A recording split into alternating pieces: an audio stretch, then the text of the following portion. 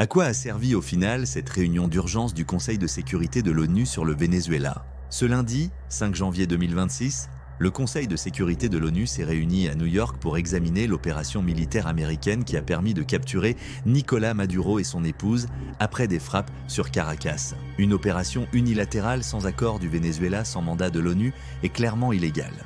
Pendant des heures, on a entendu de beaux discours. La Russie a parlé d'une agression flagrante et a demandé la libération immédiate de Maduro. La Chine a dit qu'elle était profondément indignée et a condamné les actions unilatérales des États-Unis. La Colombie a dénoncé une atteinte à la souveraineté.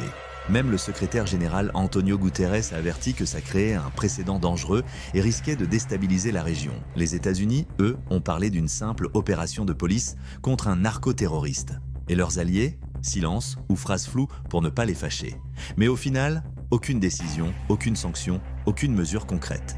Tout est resté symbolique, des mots jetés dans le vide. Tout le monde sait que les États-Unis, avec leur veto, sont intouchables. Cette réunion a surtout montré l'impuissance totale de l'ONU. Une organisation très forte pour parler, mais très faible quand une superpuissance ignore les règles.